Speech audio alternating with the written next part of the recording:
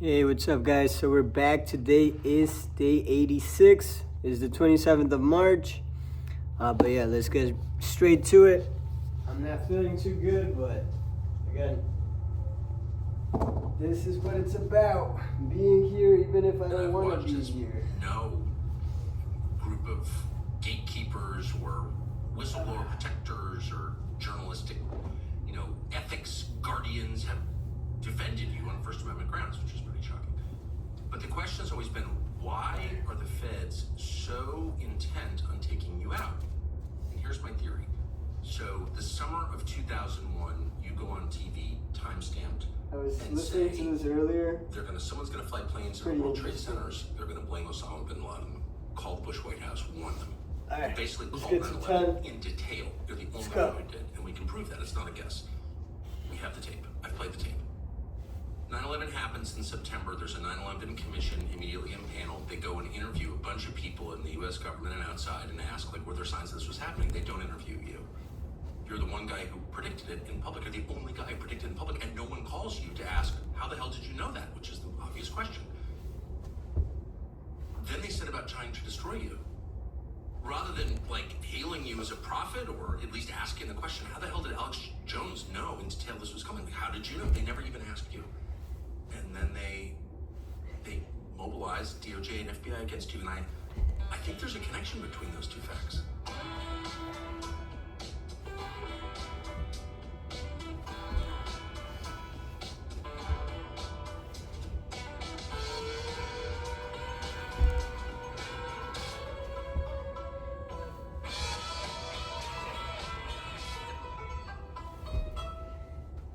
Well, there certainly is.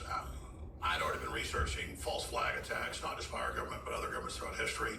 The Gulf of Tonkin to get us into Vietnam in '64, that was later declassified to have been staged. That's my first and of course, 10. the USS Liberty between Israel and the Lyndon Baines Johnson administration wanted to get us into full war with Egypt, but the ship survived, became the most decorated ship in U.S. history because of the valiance of the crew. My And allergies have Operation been killing Ajax, me. where the CIA, Kermit Roosevelt in '53, overthrew Mohammed Mossadegh, who was a I haven't reformist, been and he feeling really too pro-West, well. but he wouldn't give them all the oil. I already These went to radicals the wanted us gym. to overthrow It's him, my leg put the day. Shah in, and then overthrow the Shah. Over and over again, there's just hundreds and hundreds of tired. historical, real case examples Just that want have to been get done by these our done, government eat, go to and sleep. other governments. And I saw a lot of pre-programming in the news. Oh, Osama bin Laden's going to get us. When he gets us, Let's get to we 20. need to give up Let's all go. our rights. It will be a new America, and we've got to set this police state. So I saw a lot of pre-programming, But you called the specifics. You called the specifics of 9/11. I just can't get past that. And I've asked you in public and private, how did you do that? I've never gotten really a straight answer. I doubt I will now. But the fact remains, the incontrovertible fact, the provable fact, that you called it, and then they began a campaign against you. And it's not because you're a racist. You've never been a racist or an anti-Semite or a crazy person, actually. You've never spewed hate. But you have, for 30 years, said the foundations of our system are actually kind of fake and rotten. But it was 9/11. That's when they really decided this guy has to be stopped, and just basically eliminated the First Amendment to stop you. well, just to be clear, it's not that I'm dodging how I knew it. That was 24 years ago, and I remember what I was covering and what I was doing at the time. And everybody's seen the July 25th, where I went into detail, but actually my crew, using ChatGPT, scanning through all my old shows, found shows in April, and even before that in March, where I get more specific, and I said the CIA is going to fly planes into the World Trade Center and blame it on bin Laden. So I just think that's the most amazing fact I've ever heard in my entire life, that you called that, and we can prove it because it's on tape with timestamps. And everyone's like, oh yeah, okay, Alex Jones is crazy, I hate her, whatever. I don't think that's true, but you called 9/11, and no investigator ever called you Some to ask people you how say- you called that? How you knew that? One less day. No one from DOJ, Philip One more Zelikow, the day. 9/11 commission, never called you. No. Whatever. And obviously because It matters is getting it done. certain segments of our intelligence Day agencies by and other day. foreign intelligence agencies were training those hijackers. They were We're at training those 20. military bases. They were being given government money from our government and other man. governments. They were being protected. Doing these in sets of, Two of their magic reps passports, of all 10 that is rubble, super hundreds of hard. pieces of paper, were found the next day. All right. to then. Let's get to connect 30. to Let's it. go. It was all laid out. Then the Bin Laden family was flown out of the country in the days after, and that was basically shut down in the news. It was covered some locally here in Florida. So I knew that Bin Laden had been CIA going back to really the Mujahideen being set up by Zbigniew Brzezinski and Jimmy Carter, and then Reagan took that over, and then they kind of built that as blowback. But even recently, you've seen the U.S. aid information and other documents come out, the Institute for Peace, where they're directly paying massive amounts of money to Taliban, to Al Qaeda, to ISIS, even in the last few years. Oh yeah. And they use them as these proxy armies. So that was well known in research circles that Bin Laden was basically a multinational cutout used by Western intelligence agencies to destabilize areas. Could also be a boogeyman. That you see CNN in a mountain cave, magically being able to find him, but the U.S. can't kill him and nobody else can. And I knew that CNN is literally the CIA broadcasting system. For sure. Total Mockingbird, Thoroughbred.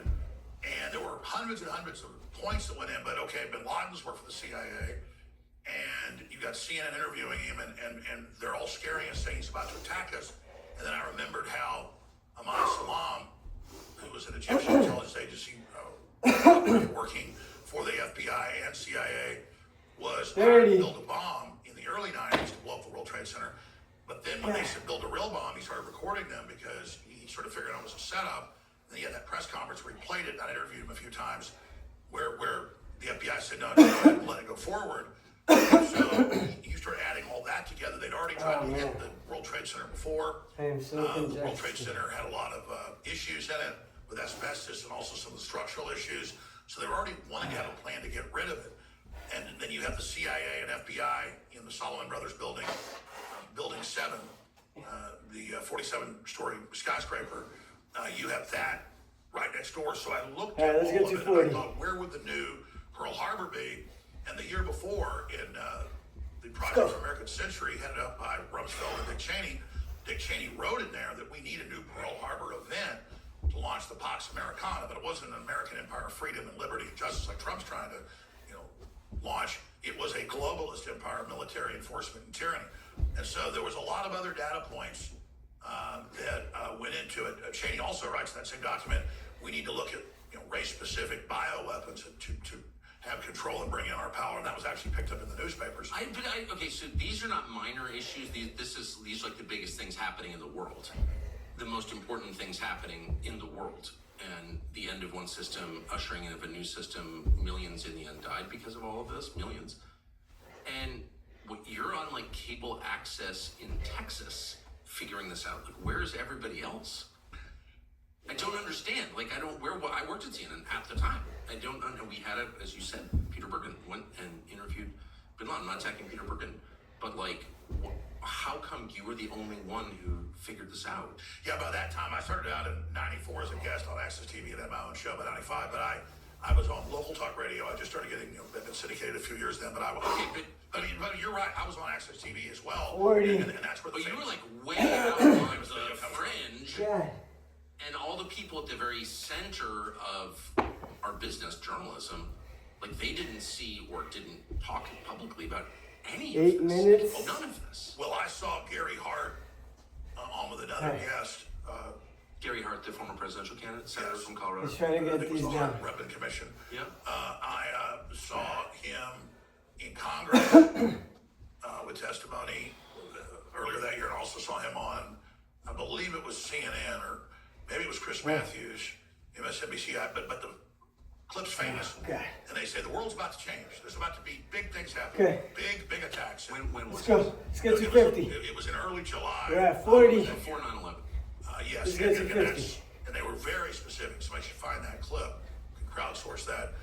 And that was the final catalyst because they were basically telling the establishment, very thinly veiled, what was about to go on. So I sat back, I looked at it, and I thought years later, how did I come up with that? So I don't just say a bunch of stuff that most of it has come true. I'm very specific on predictions, and almost all of them have come true. I thought that it was the spinoff of the X-Files. I wasn't even an X-Files fan, rarely watched it, called The Lone Gunman, that it turns out had come out in the spring of 2001 that I didn't even learn about because there wasn't, Facebook and Twitter and X back then. So if you didn't watch those entertainment shows, you didn't know about it. And then 6 months or so after 9/11, listeners start saying, have you seen this? And I had listeners send me VHS recordings off Fox TV of this episode where a criminal group in the U.S. government hijacks a jumbo jet in New York to fly at the World Trade Center to blame it on a Central Asian terrorist so that they have a pretext to take over domestic with a police state and launch wars in the Middle East. Wait, this was on the X-Files? Yes, this was on the X-Files. And so later I thought maybe I got it from that. But then we found tapes even earlier, a month before that came out, where I had put it together on the radio. But here's what's crazy. 50. Then I got reached out by some of the hosts of the X-Files saying, hey, Chris Carter told us that the CIA came to him with the plot of this and asked him some of the scripts that they would ask him as a favor to put this in as a TV program. And then later I corresponded with Chris Carter via email. He talked about this in the news, like in entertainment publications, about Alex Jones is a really good guy. And when they rebooted in 2016 again, he talked about the talk show host characters based on me. So I've talked to him, some of his crew, but he said, no, I don't know why the CIA, you should interview him, came to me and said, here's the script for this show. So it wasn't just Alex Jones saying that a government agency was going to hijack a jet, fly the World Trade Center. Right. The X-Files spinoff, let's get to 60. The Lone Gunman, one of its main episodes was about that specific story. This is just crazy. So I often get, people I know say, and they remote control and hijack the jet, the good guys, and keep it from crashing the World Trade Center. So why would the CIA come to Chris Carter and say, we want you to write this, and then it's released months and months before 9/11? Yeah, let's get to 60. So I'm not the only one. It was collective unconsciousness. I don't know. But I said 2 weeks before they shot Trump in Butler, I went on air and I said they're going to try to shoot him at a rally. That's obvious to see how desperate they were, how the lawfare didn't work. A lot of this is just studying how they operate. But so much of it now is John Podesta in August 2020, the New York Times wrote about it, had a big war game with top Democrats. And they said if Trump wins, if they weren't able to steal it, in my view, then we're going to have civil war conditions. We're going to have blue states secede, blue cities, and we're going to use social issues to foment a rebellion that we're going to basically frame as racial, George Floyd on steroids, 10.0, and then we're going to drive Trump from office. Well, they were able to steal it, in my view. The evidence I think is overwhelming. So they didn't use that plan. Well, they started talking about that plan again in the months before this last election last year. So much of what I'm able to predict isn't really prediction. They admit it. The UN said for 20 years, we're going to use Disease X to bring in a global system, a global central bank digital currency, a global social credit score, a global vaccine ID that will be used as the global internet ID, global taxation ID. That's official Bill Gates, the UN, all these big bodies preparing how they roll this out. You have the Rockefeller Foundation with Operation Lockstep in 2010, 2011, describing locking down the sports stadiums, locking your houses 6 feet apart, wearing masks for fear. And then Bush, George W. had that in the BioShield program that passed in 2005, where they sent out kits, millions of them, to everybody, to the Red Cross, with the 6 feet apart, with the mask, with all the stuff. But they didn't launch the bio attack scare that they had, I think, locked and loaded then. They waited till 2020. So basically, you're just taking them at their word. You're doing what I don't do enough, which is listen to people I disagree with and sincerely try to assess what they're saying. Fauci just said last week, a much worse, way higher morbidity. It's respiratory, it's coming. And you got hotels, don't worry, Trump's going to have a big problem. It's going to come crashing in on him. We'll see how he tries to reboot the economy. And then, 70. people are Fauci and all of them are involved with Get to Obama, 70. Chapel Hill, in North Carolina, creating COVID-19. It was a big scandal, 2015, gain of function, SARS. And then they move it to Wuhan, that plausible deniability, so they can kind of blame the Chinese if they want. I'm not saying the Chinese are good, the Communist Chinese are terrible. And it was kind of a joint project. And then they roll it out, and they've got their so-called shot that's mRNA. This stuff is all very well planned. And so when you see him up there lying, going, no, Senator Paul, it is you that is wrong, no gain of function. Then it's in all his emails, this is gain of function, and he has public symposiums, in defense of gain of function. And he's Mr. Gain of Function. If he was a superhero, he would just, have gain of function on his chest and the back of his cape. And he's like, I don't know anything about that. And so, these guys just treat us like children. And so they kept saying, we're going to use a virus, we're going to use a scare to bring in our global government. I remember Lou Dobbs and Judicial Watch 2006 sued to get North American Union documents. And in it, they're meeting up in Banff, Canada, and they're like, we're going to use collapsing migration flow from a virus to flood the West and use that crisis to bring in a new Marshall Plan. We're going to use a disease X to finally get the world to accept this global government. So they're just scheming constantly. They have Event 201. But in public. In public. They have the SPARS war game 2025, 2028 that came out a few years before 2020, and the viral release that is actually set in 2020 to 2024, and it rolls out how they're going to do it. The tweets that are in there, almost word for word, they just changed the name SPARS to COVID-19. So it's a blueprint, and then if they get caught, oh, it's not a viral attack plan. Oh, it's just a war game.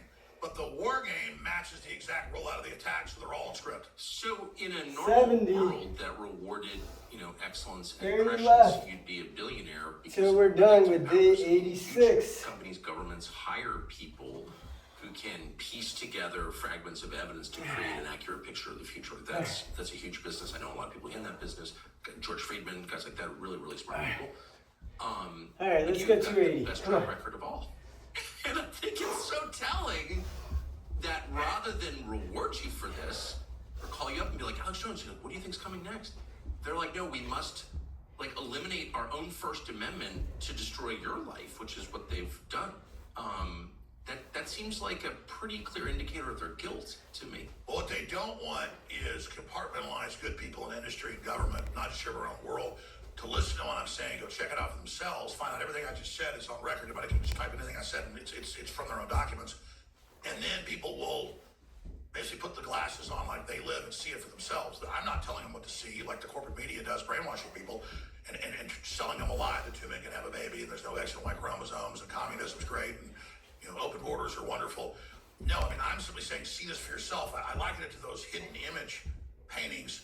And when you first can't see the hidden image, you're like, I can't see it. Once you do see it, you can't unsee it. So I'm only trying to get people to go look at what I'm pointing out and find out. I liken this whole thing to you have the adult table with the CFR, the Club of Rome, the WF, and the UN, the think tanks, the RAND Corporation, and they're at the adult table at Thanksgiving, and the general public and even a lot of the politicians are compartmentalized at the room at the kids' table, and we'd actually listen to what the adult table, because that's their arrogance. They admit 99% of this in their own battle 10:50. as if we are too lazy or stupid to ever go look at I it. got 20 left. And that's part of a confidence game they have What with their own time is people, it? 17? their own corporate intelligence Okay. operatives, their own government intelligence operatives, 18 their minutes. own networks, where We they got just 20 basically left. admit all this stuff out in the open. Let's try to get it It's under like 20. mud from the CIA on CNN saying, We got talking about 20 who's gonna left. kill this guy. We're going to kill Trump.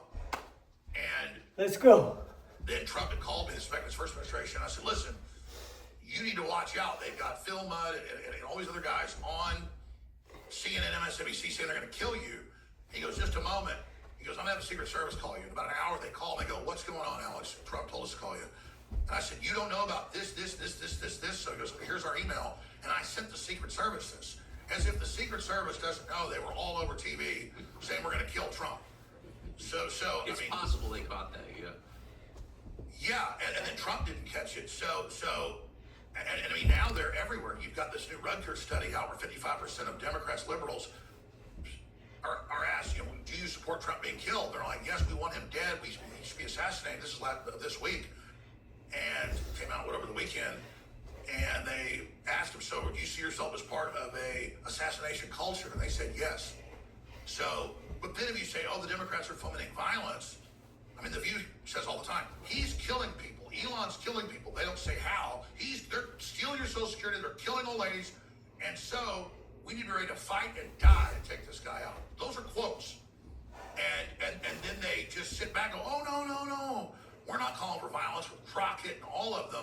But they're not going to do it. They want lone nuts to do it because they're other wind-up operatives like Crooks and the other guy. We got 10 left. But they are crazy. I guess we're not going to be able to What's make left of it. it's falling apart. Thinks killing Trump is going to help them. they're delusional, because if you look at all the scenarios that come out of that, it's much worse for them. No, I agree. I absolutely agree with that. Not all sleep aids are made by pharmaceutical companies. You probably heard about 8 Sleep by now. They developed Stockholm syndrome, where they go to the abuser and think if they prostrate themselves before him, somehow they'll be given deliverance. But really, they just need to repent. Let's get Ask to God 100. come Come in, on. into their heart and cleanse them. You got and, time and left. rise them up to be a soldier against this evil in this key time. But there'll be no Oh, room man, I'm so for anybody in the middle in the time we're I in. need And to I'm rest. talking to so many people that weren't even Christian, or weren't even religious, or weren't even spiritual, Hey. who are saying it's good versus evil. And Let's go. I talk to so many people I know that are professionals, and they, Austin's full of a lot of, particularly rich people, and women, just becoming demon possessed. I mean, literally saying that they're demon possessed, and I'm hearing about it all over the country, all over the world. What is that? It's so noticeable, and I'm so blessed to be surrounded mostly by women who are just the opposite, who are wonderful, but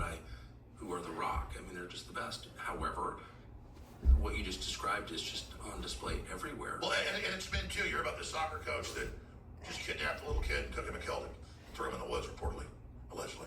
I mean, it's just, it's men too, but normally in history, it's men that do the really openly satanic stuff. Yes, exactly. And women, 2% of violent crime. Now it's because it's a crisis, and women particularly, but men as well, buy into whatever they see as the power structure. That's a survival mechanism generally. That's exactly right. But when the power structure is a death cult, by increment they get deeper and deeper. I mean, you look at these leftists, and you live in the hundreds of photos where they took their shot, and they had their abortion, or they want to kill Trump, and you look at Or them. they're worshiping death in some way. Absolutely, you could see it. They That's all look 100. super unhealthy. They look totally insane in the eyes. They all look like Charlie Manson. And so it's I see more and more love in people's eyes. Yes. More and more spiritual connection to God.